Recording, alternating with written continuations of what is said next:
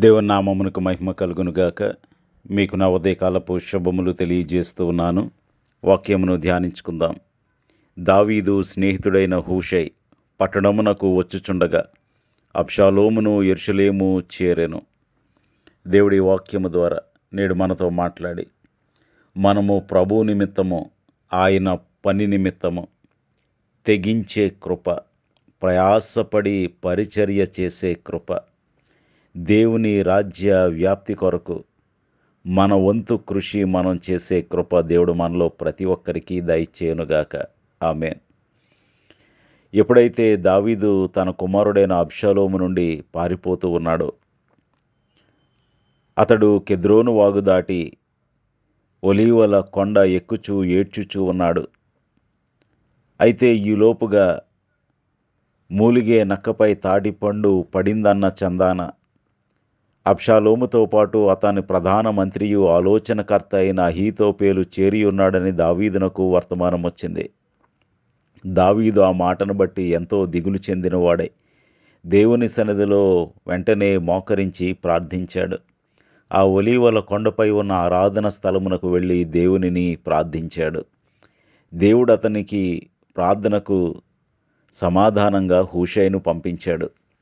అప్పుడు హూషైని దావీదు అడిగాడు, నీవు నాతో పాటు ఉండక యెరూషలేమునకు వెళ్ళి నీవు అహీతోపేలు యొక్క ఆలోచనను చెడగొట్టుము అని ఆలోచన చెప్పాడు, సలహా ఇచ్చాడు, ఆజ్ఞ ఇచ్చాడు.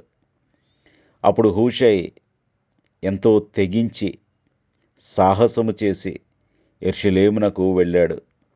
హూషై సాహసం చూడండి, అతడు తన ప్రాణాలను పణంగా పెట్టిన స్నేహం ఇక్కడ మనకు కనిపిస్తూ ఉంది.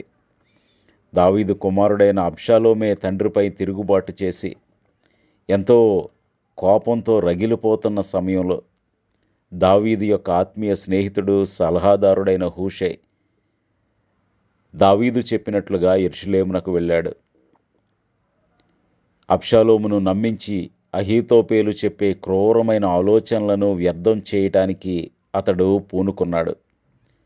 ఆలోచించండి ప్రియ సహోదరుడా, సహోదరి, శత్రువుల కోటలోకి, అందున తిరుగుబాటుతో రగిలిపోతున్న అబ్షాలోము దగ్గరికి ఒంటరిగా వెళ్ళటం అంటే మరణాన్ని ముద్దాడటమే.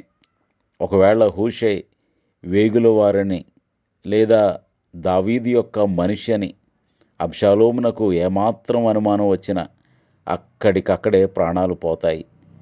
కానీ హూషై దేవుని అభిషిక్తుడైన దావీదు కోసం, దేవుని రాజ్యం కోసం అతడు ఆ తెగింపుతో నిర్ణయాన్ని తీసుకున్నాడు. తన ప్రాణాలకు తెగించటానికి వెనుకాడలేదు. యెరూషలేమునకు వెళ్ళిన హూషై అహీతోపేలు ఇచ్చిన ప్రమాదకరమైన సలహాను, అనగా దావీదును వెంటనే దాడి చేయాలని, అతడిచ్చిన ఆలోచనను కాదని సమయస్ఫూర్తితో అబ్షాలోముకు వేరే సలహా ఇచ్చి అహీతోపేలు తంత్రాలను అతడు భంగపరిచాడు. అవి నెరవేరకుండా అడ్డుపడ్డాడు. తద్వారా దావీదు యొక్క ప్రాణం రక్షించబడింది. ఇశ్రాయేలీయుల రాజ్యము మరలా స్థిరపరచబడింది. ప్రియ సహోదరుడా, సహోదరి, వాక్యం ఏమి సెలవిస్తూ ఉంది?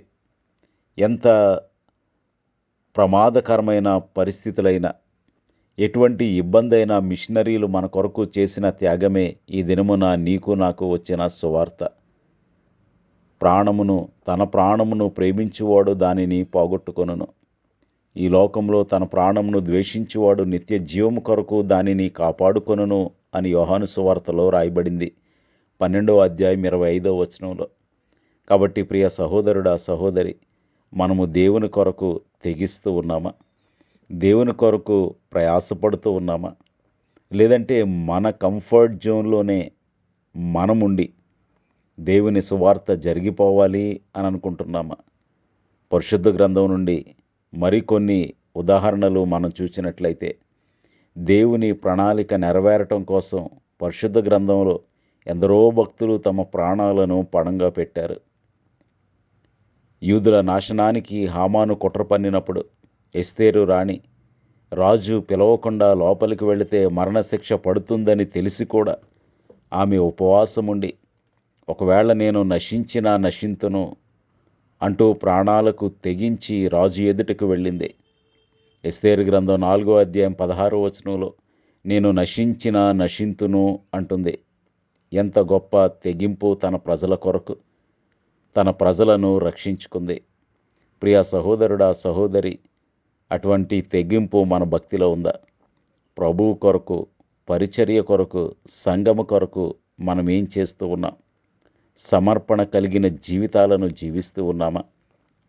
లేదంటే మిషనరీల త్యాగం వల్ల, పరిశుద్ధుల పరిచర్య ద్వారా నీ యొద్దకు నా యొద్దకు సువార్త వచ్చింది, ఇంకంతే, నేను బాగుంటే చాలు, నా కుటుంబం బాగుంటే చాలు, నా పిల్లలు బాగుంటే చాలు, పరిచర్య జరిగితేనేమి జరగకపోతేనేమి, సంఘానికి ఇబ్బంది వస్తేనేమి రాకపోతేనేమి, దేవుని సేవకుడు ఇబ్బంది పడితేనేమి, సంఘంలో సమస్యలు వస్తేనేమి, నేను బాగున్నాను కదా అనుకునేవారు ఈ దినాలలో ఎక్కువైపోయారు. నిజంగా మిషనరీలే అలా అనుకునుంటే సువార్త మన వరకు వచ్చేదా? అపోస్తులైన పౌలు కూడా ప్రాచీన మొదటి సంఘములో సువార్త కొరకు పౌలు ఎదుర్కొన్న సమస్యలు అన్నీ ఇన్ని కావు. రోమా సామ్రాజ్యం క్రైస్తవులను హింసిస్తున్న, ప్రాణాలు పోతాయని తెలిసిన శిష్యులు ఇళ్లను వదిలి లోకమంతటా సువార్తను ప్రకటించారు కదా. కాబట్టి మనము కూడా దేవుని కొరకు ప్రయాసపడాలి.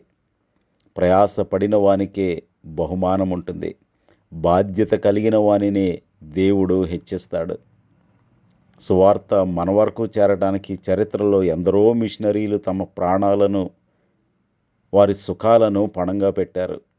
భారతదేశానికి ఆధునిక మిషనరీ పితామహుడు విలియం కేరీ గురించి ఒక్కసారి ఆలోచించినట్లయితే, ఇంగ్లాండ్ దేశంలోని అన్ని సౌకర్యాలు ఉన్న వాటన్నిటినీ విడిచిపెట్టి భారతదేశంలో అప్పటి పరిస్థితుల్లో ఉన్న విపరీతమైన వేడి, అంటురోగాలు, మూఢనమ్మకాలు, వీటన్నిటి మధ్య అతడు భారతదేశానికి రావటమే పెద్ద తెగింపు.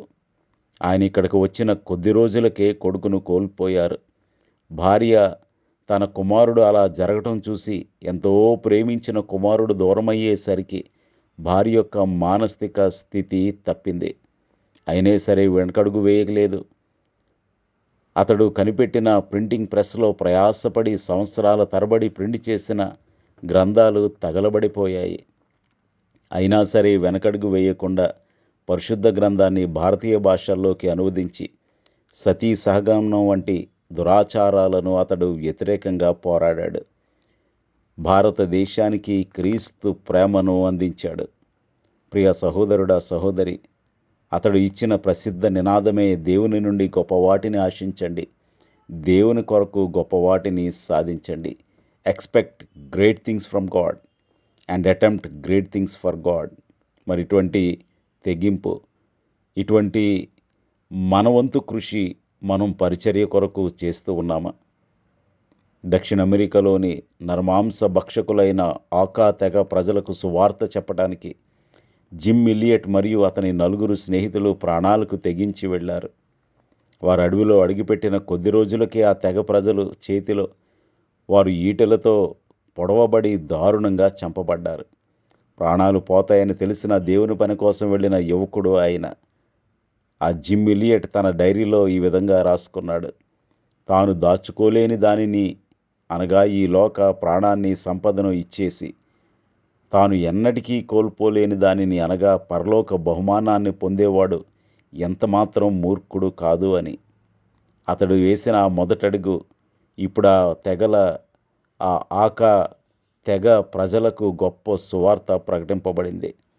ఆ తెగలో నుండి అనేక మంది మిషనరీలు బయలుదేరారు. ప్రియ సహోదరుడా, సహోదరి, మరటువంటి ప్రయాసపడే మనసు నీకుందా? ప్రభువు మన కొరకు తన సమస్తమును విడిచిపెట్టగా ప్రభువు కొరకు మనం ఏం చేస్తూ ఉన్నాం? ఇది మన జీవితాలకు అన్వయించుకుంటే ఈరోజు దేవుడు మనల్ని హూషేలాగా శత్రువుల కోటలోకి వెళ్ళమని అడగకపోవచ్చు, లేదా జిమ్ ఇలియట్ లాగా ప్రాణాలు అర్పించమని అడగకపోవచ్చు. కానీ ఈ తరం క్రైస్తవులుగా మనం కొన్ని త్యాగాలు చేయవలసి ఉంది. సౌకర్యవంతమైన విలాసవంతమైన జీవితంలో నుండి మనం బయటకు రావాలి. మన ప్రార్థన ఆరాధన కేవలం చర్చి 4 గోడలకే పరిమితం కాకుండా సమాజంలో నశించిపోతున్న ఆత్మల కొరకు సమయాన్ని, ధనాన్ని ఖర్చు పెట్టడానికి సిద్ధపడాలి. ఒక్కొక్కసారి క్రైస్తవునిగా స్కూల్లో, కాలేజీల్లో, ఆఫీసుల్లో జీవించడం ఎంత కష్టం.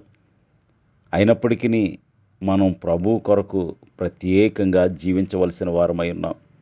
అవినీతి నిండిన ఈ లోకంలో దేవుని కొరకు నీతిగా, నిజాయితీగా బ్రతకడం కూడా ఒక సాహసమే. అందుకోసం నష్టపోవటానికి కూడా సిద్ధపడాలి. హూషై తీసుకున్న ఒకే ఒక్క నిర్ణయం, అతడు చేసిన త్యాగం, అతను పడిన ప్రయాస దావీదు ప్రాణాన్ని, ఇశ్రాయేలు రాజ్యాన్ని కాపాడింది. ఈరోజు సువార్త కొరకు, దేవుని పని కొరకు ప్రియ సహోదరుడా, సహోదరి, మీరు తీసుకునే నిర్ణయాలు, మీరు చేసే చిన్న చిన్న సాహసాలు, త్యాగాలు ఎందరో ఆత్మలను నిత్య నరకం నుండి తప్పించి దేవుని రాజ్యంలో నిలబెడుతుంది. మరి అటువంటి ప్రయాస పడటానికి నీవు సిద్ధమేనా? ప్రార్థన చేసుకుందాం.